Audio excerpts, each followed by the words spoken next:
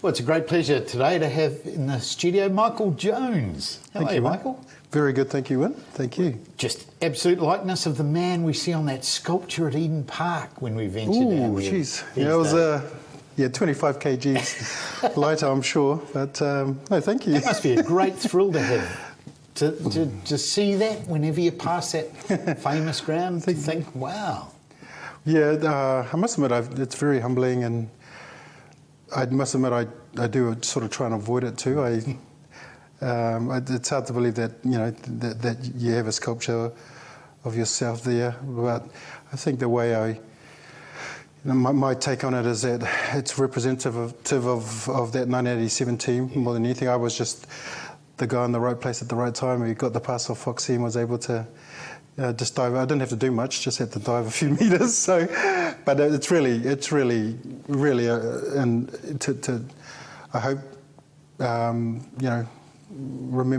commemorate and remember 87, the World Cup. Well, you dived over at a tournament 4 years later as well in the UK. 91. You got the first try in that tournament. Yeah, again, I was just in the right place at the right time. I mean, that was actually a bit more of a planned move. I mean, JK caught it because JK always wanted the ball, and yes. And I think Posty sort of was part of that, and Graham Bashop, and I was just on the inside. JK did all the hard work.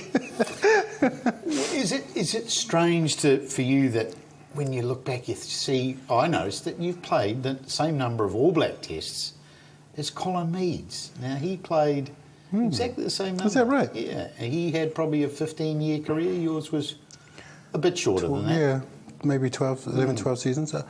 Yeah, I mean that's a fantastic honour to have the same number of tests as the great Sir Colin Meads. I mean he's really the iconic individual who represents everything that's great about the All Blacks and the heritage and the culture.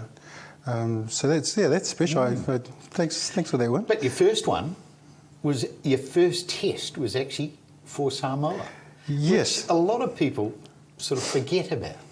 Now, to me, that's a fascinating piece of information, but it seems strange now where players like Issa Nathewa can play 5 minutes for Samoa and can't play for the All Blacks ever again. You, the following year, played for the All Blacks. So what do you remember of that? It was the very early days of Samoan rugby in particular. I'm a proud Kiwi Samoan in the sense that I'm born and bred here in Auckland, in West Auckland, but obviously with the Samoan heritage, they soon tracked me down, and I just made the Auckland team back in '85, I think, and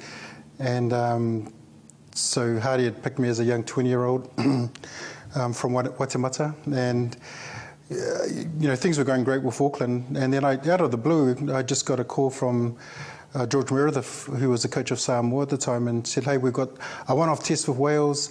It's the first. We've never played anyone else except the Tongans, the Māoris, and the Fijians. So, can you make yourself available? No strings attached." And we were I think they were trying to get Fats and a couple of other boys from here at the time. So, obviously, as a young 20-year-old, and the opportunity to play a test match against Wales for Samoa. I'd been going up and down playing for Motao Village and Sevens and that previously, so I'd had a very strong connection to the country, and so it was a bit of a no-brainer, but knowing always that the rules back then were very flexible, and because it was sort of a one-off, the intention was always to come back to New Zealand and hopefully fulfil that dream, which had always been a powerful dream growing up. Yeah, and which came true in '87 at that World Cup in such a spectacular fashion, I guess, for not only the All Blacks but for you.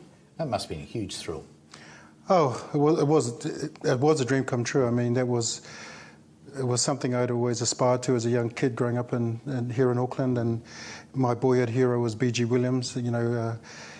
He epitomised everything that was good about being a Polynesian rugby player. We didn't have many to look up to back in the day, and he was a lawyer too. And my mum said, Michael, you can be like B.G. Williams. So he was a great role model, and I just loved everything about BG. So I think that's what sparked my aspiration and my dream to be an All Black one day. So for that to come true, as a 20-year-old, but there was the circumstances around it. It was the first World Cup in New Zealand. It was the first World Cup. It was in New Zealand. The first game was at Eden Park, where it was sort of always special for me. Yeah, I'd played for the Roller Mills there as a 12-year-old, and for my Waitemata club and for the Colts. So it was my home ground. So yeah, and to be part of a team that was just unbelievable. Great players at the very peak of their game at the time. Whether it was David Kirk, Fitzy, Warwick Taylor, Craig Green.